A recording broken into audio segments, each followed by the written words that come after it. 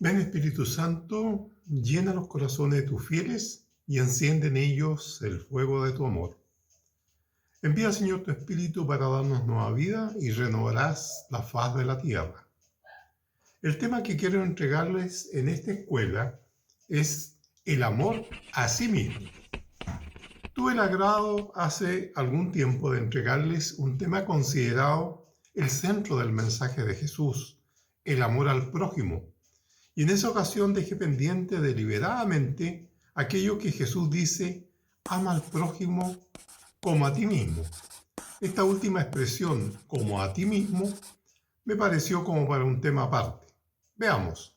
Cuando traté el tema del amor al prójimo, en aquella parte en que Jesús nos propone amar a tu enemigo y rezar por quienes te persiguen, y podríamos decir además, amar a quien no conocemos o a quienes nos cruzamos en la vida ocasionalmente, me refería a una expresión de uso normal en nuestra vida, la empatía. Igual acá, para analizar el amor a sí mismo, me referiré a expresiones como amor propio y autoestima, que se usan habitualmente entre nosotros. La declaración amarás a tu prójimo como a ti mismo no es un mandato para amarse a sí mismo. Es natural y normal quererse a sí mismo. Es nuestra posición predeterminada. No hay falta de amor propio en nuestro mundo. El mandamiento amarás a tu prójimo como a ti mismo esencialmente nos está diciendo que tratemos a otra persona así como nos tratamos a nosotros mismos. La Escritura nunca nos manda a amarnos a nosotros mismos. Se da por sentado que ya lo hacemos. En la parábola de Jesús del buen samaritano, uno que demostró ser un verdadero prójimo para el hombre sin necesidad. El samaritano. Hubo otros dos, un sacerdote y un levita, que se negaron a ayudar al hombre necesitado. Su fracaso para demostrar el amor al hombre herido no fue porque ellos se amaban a sí mismos muy poco. Fue el resultado de amarse a sí mismos demasiado y por tanto poner sus intereses en primer lugar. El samaritano demostró el verdadero amor. Dio de su tiempo, recursos y dinero sin pensar en sí mismo. Su enfoque era externo, no interno. Jesús presentó esta historia como una ilustración de lo que significa amar al prójimo como a uno mismo. Veamos otros casos. En Filipenses 2, 3, 4 dicen: no hagan nada por egoísmo o vanidad. Más bien, con humildad, consideren a los demás como superiores a ustedes mismos. Cada uno debe velar no solo por sus propios intereses, sino también por los intereses de los demás. Según este pasaje, amar a los demás requiere de humildad, además de valorar a las personas y hacer un esfuerzo consciente para poner en primer lugar los intereses de los demás. Cualquier cosa menos que esto es egoísta y vano y cae por debajo de la norma de Cristo. Amamos a los demás basados en el amor eterno de Dios por nosotros en Cristo. Como respuesta a este amor, lo compartimos con todos aquellos con quienes tenemos contacto, es decir, nuestro prójimo. Alguien que está preocupado de que no se ama a sí mismo lo suficiente tiene el enfoque equivocado. Su preocupación, bíblicamente, debería ser su amor a Dios y su amor al prójimo. El ego es algo que queremos quitar de en medio para que podamos amar exteriormente como es debido. En general, la Biblia no desarrolla ampliamente el tema del amor a sí mismo. Lo hace en forma indirecta, hablando de egoísmo y la vanidad. Y a su vez, hay muchos versículos que buscan levantar la autoestima. Cosa curiosa, observen, veamos algunos. En Isaías 43:2, Cuando cruces las aguas, yo estaré contigo. Cuando cruces los ríos, no te cubrirán sus aguas. Cuando camines por el fuego, no te quemarás, ni te abrazarán las llamas. Otro, en Josué 1:9. Ya te lo he ordenado. Ser fuerte y valiente. No tengas miedo ni te desanimes, porque el Señor tu Dios te acompañará donde quiera que vayas. En el Deuteronomio 31:8. El Señor mismo marchará al frente de ti y estará contigo. Nunca te dejará ni te abandonará. No temas ni te desanimes. En el Nuevo Testamento, en Juan 16:33, ya les he dicho estas cosas para que en mí hayan paz. En este mundo afrontarán aflicciones, pero anímese, yo he vencido al mundo. En Juan 14:27, la paz les dejo, mi paz les doy. Yo no se la doy a ustedes como le da el mundo. No se angustie, ni se acobarde. En Romanos 15:5, que el Dios que infunde aliento y perseverancia les conceda vivir juntos en armonía, conforme al ejemplo de Yahshua. En Romanos 8:31, ¿qué diremos frente a esto? Si Dios está de parte nuestra, ¿quién puede estar en contra nuestra? En general, lo visto hasta ahora nos muestra que sería favorable para cada uno de nosotros tener un nivel de amor propio o autoestima razonable. Ello ayudaría a poder manifestar de mejor manera el amor al prójimo. Los distintos comentarios tomados del Antiguo y Nuevo Testamento refuerzan en nosotros el amor y apoyo irrestricto de nuestro Padre Dios, y ello nos invita a actuar con fortaleza en este mundo. Él nos dice: no temas, ni te desanimes, anímense. Yo he vencido al mundo. Él nos dice: no temas, no se angustien, ni se acobarden. Parece valioso tener un alto grado de confianza en sí mismo. Sin embargo, esta mirada propositiva del amor propio o autoestima no es compartido por parte del mundo católico. Y encontramos algunas miradas negativas sobre el amor propio y autoestima. Veamos algunos ejemplos. Jesús nos propone 2 mandamientos. Si Él hubiera querido aumentar nuestra autoestima, habría indicado un tercero. Ámense a sí mismo.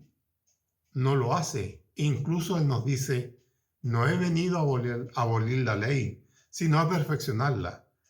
Y la perfeccionó, sí que la perfeccionó, dándonos un nuevo mandamiento, el mandamiento del amor.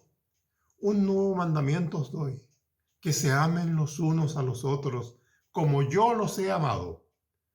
Jesús sustituye Él como a ti mismo por algo mucho más ambicioso y perfecto, como yo los he amado.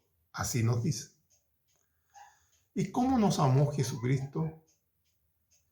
Entregándose a sí mismo, olvidándose por completo de sí, renunciando a todo amor por nosotros y siendo obediente hasta la muerte y muerte en la cruz. El amor que nos predicó Jesucristo con su palabra y con su vida va mucho más allá de amar a los otros como a nosotros mismos. Lo novedoso, lo actual, es amarnos unos a otros tal como Jesús nos amó. Veamos algunas frases y escenas sacadas del Evangelio que refuerzan esto. Por ahí se dice: el que se enaltece será humillado y el que se humille será enaltecido. Quien quiera ganar su vida la perderá, y quien la pierde por amor a mí, ese la ganará. El que quiera ser primero entre vosotros, que sea el servidor de todos. Los primeros serán los últimos, y los últimos serán los primeros. Y la última, nadie tiene mayor amor que el que da la vida por los amigos. Cristo nos dice exactamente lo contrario, que para ser verdaderamente felices debemos negarnos a nosotros mismos, que primero están Dios y los demás, y que uno debe ser el último. Nos asegura que al negarnos a nosotros mismos y al poner las cosas en ese orden, entonces nos realizaremos como personas. Cuando el pobre Pedro, con buenas intenciones, intentó alimentar la autoestima al Señor, tratando de disuadirlo de la pasión, diciéndole seguramente algo como: no, Señor, eso no pasará, tú eres muy bueno, no debes sufrir tanto. Jesús lo rechazó de inmediato: apártate de mí, Satanás. Por otra parte, San Pablo, el gran Saulo de Tarso, antes de encontrarse con Cristo tenía una elevadísima autoestima. Era fariseo de los más importantes, discípulo de Gamaliel, del linaje de Israel, de la tribu de Benjamín, hebreo e hijo de hebreos. En cuanto a la ley, fariseo. En cuanto a la justicia de la ley, intachable. Se gloriaba en sus obras de la ley y pensaba que por su justicia, una alta autoestima, tenía todos los derechos a la bendición de Dios. Prosperidad, seguridad, fecundidad, bienes materiales y espirituales. Pero el buen Saulo, al conocer a Jesús, reconoce que todo lo anterior era pérdida. Más aún, era basura, en comparación al conocimiento de Cristo. San Pablo, el gran apóstol de los gentiles, al conocer a Cristo, perdió su autoestima y se designó a sí mismo como el primero de los pecadores. Un mísero hombre, dice por ahí, y menos que el más pequeño de los santos. Por otra parte, fíjense ustedes que el Concilio Vaticano II, en la Gaudium et Spes, habla del fomento de la autoestima como una forma del ateísmo actual, diciendo: mientras unos niegan expresamente a Dios, algunos exaltan tanto al hombre que dejan sin contenido la fe en Dios. El Catecismo de la Iglesia Católica, por su parte, nos habla de la dignidad de la persona humana, pero no nos dice que debamos amarnos o enorgullecernos por ello. En el numeral 1700 nos dice: la dignidad de la persona humana está enraizada en su creación, a imagen y semejanza de Dios. Con sus actos libres y con la ayuda de la gracia, los hombres crecen en la virtud y evitan el pecado. Así acceden a la perfección de la caridad. Observen ustedes que he presentado dos miradas tomadas de fuentes serias. Parecieran contrapuestas por un lado. Se valoriza la autoestima y por otra parte, con fuertes argumentos, se le desvaloriza. La autoestima está bastante desarrollada en la psicología desde comienzos del siglo pasado. Sin embargo, la posterior proliferación de libros de autoayuda hicieron del desarrollo de la autoestima el único camino al éxito, dejando a Dios fuera. Solo el hombre y la mujer son artífices de su destino, dirían. Uno de los iniciadores de la psicología humanista es Carl Rogers. Expuso que la raíz de los problemas de muchas personas es que se desprecian y se consideran seres sin valor e indignos de ser amados. De ahí la importancia que le concedía a la aceptación incondicional del paciente. En efecto, el concepto de autoestima se aborda desde entonces en la escuela humanista como un derecho inalienable de toda persona, sintetizado en el siguiente axioma: todo ser humano, sin excepción, por el mero hecho de serlo, es digno de respeto incondicional de los demás y de sí mismo. Merece estimarse y que se le estime. Creo que esta definición no atenta contra la mirada crítica a la autoestima que se plantea anteriormente, dado que se centra en el ser humano, que debe respetarse a sí mismo y a su vez ser respetado por los demás, cualquiera sea su condición. Sigamos esta línea de pensamiento que creo no atenta contra lo que plantea la Iglesia. Todos tenemos una imagen mental de quiénes somos, qué aspectos tenemos, en qué somos buenos y cuáles son nuestros puntos débiles. Nos formamos esa imagen a lo largo del tiempo, empezando en nuestra infancia. El término autoimagen se utiliza para referirse a la imagen mental que una persona tiene de sí. Siguiendo este razonamiento, incluso los seres humanos más viles merecen un trato humano y considerado.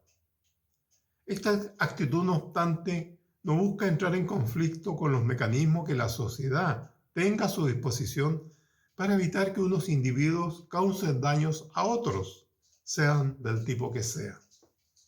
La capacidad de desarrollar una confianza y un respeto saludable por sí mismo es propia de la naturaleza de los seres humanos, ya que el solo hecho de poder pensar constituye la base de suficiencia y el único hecho de estar vivos es la base de su derecho a esforzarse por conseguir felicidad.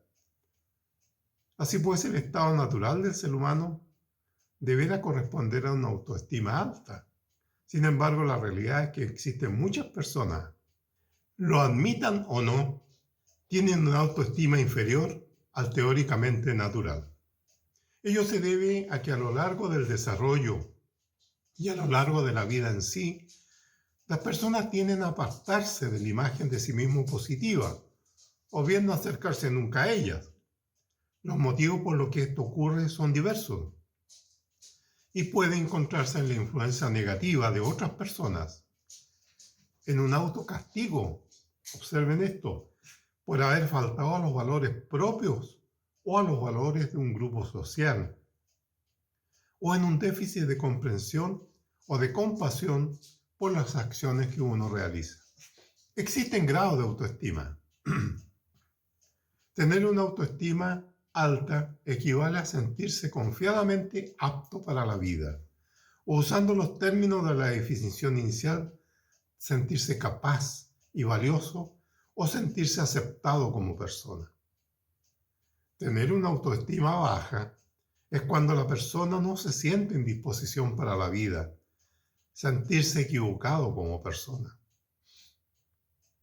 Tener un término medio de autoestima es oscilar entre los dos estados anteriores, es decir, sentirse apto e inútil, acertado e equivocado como persona y manifestar estas incongruencias en la conducta, actuar unas veces con sensatez y otras con irreflexión, reforzando así la inseguridad. Veamos algunos falsos estereotipos de autoestima. La autoestima no tiene nada que ver con la clase social, los bienes naturales o incluso el éxito. Por ejemplo, en los países civilizados ricos y específicamente en las sociedades capitalistas, es frecuente sentirse incompleto, peor que otros. Aunque esto no es más que el simple resultado de los estándares que la misma sociedad se autoimpone y no de un sistema económico que promueve precisamente la libertad personal. Otro aspecto. La comodidad no es autoestima. A una persona con la autoestima baja, cualquier estímulo positivo a lo más que podrá llegar será de hacerla sentir cómodo o a lo sumo mejor con respecto a sí misma, únicamente durante un tiempo. Por lo tanto, los bienes materiales o las relaciones sexuales o el éxito o el aspecto físico o por sí solos producirán sobre esa persona comodidad o bien un falso y efímero desarrollo de la autoestima, pero no potenciarán realmente la confianza y el respeto hacia uno mismo. Veamos otro. La autoestima no es competitiva ni comparativa. Paradójicamente, la mayoría de las personas buscan la autoconfianza y el autorrespeto fuera de sí mismos, motivo por el cual están abocadas al fracaso. Debemos entender que la autoestima se comprende mejor como una suerte de logro espiritual o mental, es decir, como una victoria en la evolución de la conciencia. Así la autoestima proporciona serenidad espiritual, la cual a su vez permite a las personas disfrutar de la vida. El estado de una persona que no está en guerra ni consigo mismo, ni con los demás, es una de las características más significativas de una autoestima sana. Esto es importante. La verdadera autoestima no se expresa mediante la autoglorificación a expensas de los demás, o por medio del afán a ser superior a otros, o de rebajar a otras personas para elevarse uno mismo. La arrogancia, la jactancia y la sobrevaloración de las propias capacidades revelan una autoestima equivocada y no un exceso de autoestima. La autoestima es la base fundamental para que el ser humano desarrolle al máximo sus capacidades. Es el punto de partida para el desarrollo positivo de las relaciones humanas, del aprendizaje, de la creatividad y de la responsabilidad personal. Al ver estas claras definiciones, nos acercamos mejor a conciliar la autoestima con un auténtico amor a sí mismo, sin apartarnos a lo que dice la Iglesia sobre ello. Veamos algunos indicios positivos de autoestima. En primer lugar, cree con firmeza en ciertos valores y principios y está dispuesto a defenderlos aun cuando encuentre oposición. Fíjense, además se siente lo suficientemente seguro de sí mismo como para modificarlos si la experiencia le demuestra que estaba equivocado. Otro indicio. Es capaz de obrar según crea más acertado, confiando en su propio criterio y sin sentirse culpable cuando a otros no les parezca bien su proceder. Otro indicio. No pierde el tiempo preocupándose en exceso por lo que le haya ocurrido en el pasado, ni porque le pueda ocurrir en el futuro. Aprende del pasado, proyecta para el futuro, pero vive con intensidad el presente. Confía plenamente en su capacidad para resolver sus propios problemas, sin dejarse acobardar fácilmente por fracasos y dificultades. Y cuando realmente lo necesita, está dispuesto a pedir ayuda de otros. Como persona, se considera y siente igual que cualquier otro, ni inferior ni superior, sencillamente igual en dignidad, y reconoce diferencias en talentos específicos, prestigio profesional o posición económica. Da por sentado que es interesante y valiosa para otras personas, al menos para aquellos con los que mantiene amistad. Otro, no se deja manipular, aunque esté dispuesto a colaborar si le parece apropiado y conveniente. Otro, reconoce y acepta en sí mismo diferentes sentimientos e impulsos, tanto positivos como negativos, y está dispuesto a revelárselo a otras personas, si le parece la pena que así lo sea. Otro, es capaz de disfrutar con una gran variedad de actividades. Y el último, es sensible a los sentimientos y necesidades de los demás. Respeta las normas de convivencia generalmente aceptadas y entiende que no tiene derecho, ni lo desea, a prosperar o divertirse a costa de otros. Veamos algunos indicios negativos de la autoestima. La persona con autoestima deficiente suele manifestar algunos de los siguientes síntomas. Autocrítica severa, tendiente a crear un estado habitual de insatisfacción consigo misma. Hipersensibilidad a la crítica, que le hace sentirse fácilmente atacado y experimentar resentimientos pertinaces contra sus críticos. Otro, indecisión crónica. no tanto por falta de información, sino por miedo exagerado a equivocarse. Otro, deseo excesivo de complacer. No se atreve a decir que no, por temor a desagradar y perder la benevolencia del peticionario. Otro, perfeccionismo o autoexigencia de hacer perfectamente, sin un solo fallo, casi todo cuanto intenta, lo cual puede llevarlo a sentirse muy mal cuando las cosas no salen con la perfección exigida. Otro, culpabilidad neurótica. Se condena por conductas que no siempre son objetivamente malas. Exagera la magnitud de sus errores y delitos y o lamenta indefinidamente sin llegar a perdonarse por completo. Otro, hostilidad flotante, irritabilidad a flor de piel, siempre a punto de estallar, aún por cosas de poca importancia, propia del supercrítico a quien todo le sienta mal, todo le disgusta, todo lo decepciona, nada le satisface.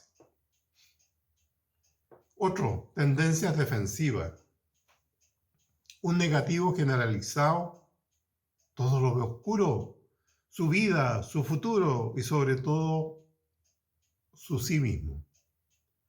Y una inapetencia generalizada del gozo de vivir y de la vida misma.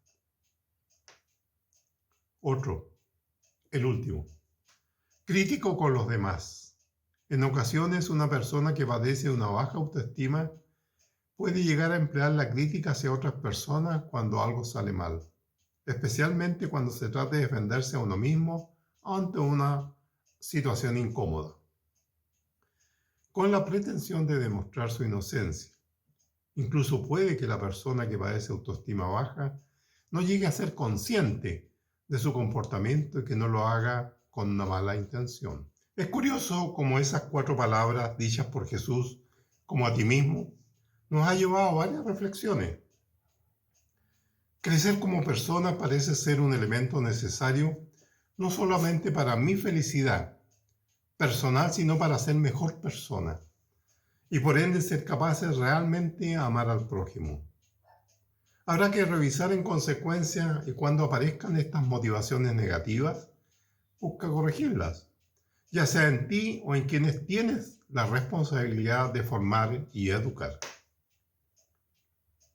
Veamos algunos casos, y aquí se van a sorprender a lo mejor, donde la presencia de la baja autoestima está presente en situaciones que pueden llegar a problemas mayores y que está presente en nuestro medio en forma bien habitual. En la violencia intrafamiliar, tanto el agresor como el agredido pueden presentar bajos valores de autoestima. La violencia de uno que esconde su condición psicológica dañada con violencia, consiguiendo muchas veces con su dominio violento bajar aún más la autoestima de la pareja y con el peligro siempre de llevar la violencia a la muerte.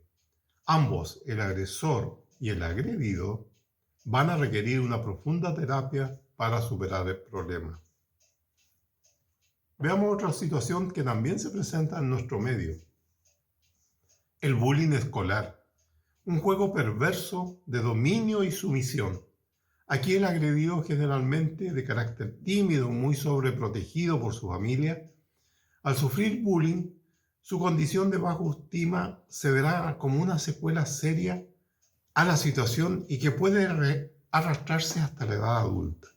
En este caso, el agresor, aun cuando puede tener baja autoestima, su condición violenta, su comportamiento arrogante, presentar actitudes de envidia y una baja empatía, oculta su verdadera personalidad en definitiva. En ambos, agredido y agresor, requerirán tratamiento para evitar arrastrar a edad adulta sus comportamientos. Recuerden que esto afecta tanto a niños como a niñas y hoy en día se agrega además el abuso a través de las redes sociales. Situación muy semejante a la anterior tenemos en el mundo del trabajo, el acoso laboral y el acoso sexual. pueden estar presentes en cualquier lugar, donde mínimas cuotas de poder pueden llevar a actitudes violentas, no solo hacia subalternos, sino también entre compañeros, llevando el ambiente laboral a un nivel tal que las personas afectadas dañan su vida diaria. Un tema que merece un estudio más profundo en cada caso y que no cabe obviamente en esta presentación. El último caso que quiero señalar en estos casos graves que nosotros vemos es la pedofilia y el pederastra. La pedofilia. El primero es un adulto que siente atracción por un niño y el pederastra, el segundo, es quien comete abuso a ellos. Son perversiones severas y que causan daños permanentes en niños y niñas. ¿Cómo se define el perfil del pedófilo? Son irresponsables y psicológicamente inestables. Observen que su sentido de la autoestima es volátil y desregulado. Volátil y desregulado. El problema esencial que presenta el tratamiento de muchos de los pedófilos y pederastras es que estos no suelen colaborar en el tratamiento y además muchos de ellos no se consideran enfermos ni anormales. Como ven en estos últimos casos de tipo ya patológicos, la autoestima está presente de manera destructiva. Parece ser que un tema que debiera preocuparnos cuando tenemos responsabilidades con hijos e incluso nietos, transmitir a ellos estímulos necesarios para conseguir una personalidad equilibrada, con una autoestima sana, que se sientan bien consigo mismos, aprecien su propia valía y que se sientan bien con sus capacidades, habilidades y logros, pero por sobre todo el respeto y cariño por su prójimo cercano o lejano. Cualquiera que sea su condición, haciendo notar que amar al prójimo requiere una apertura de mente a los prejuicios y a los rechazos, recordando que Jesús nos ama a pesar de nuestras debilidades y pecados, y lo más profundo dio su vida por nosotros. No puedo dejar de hacer una comparación entre humildad y autoestima.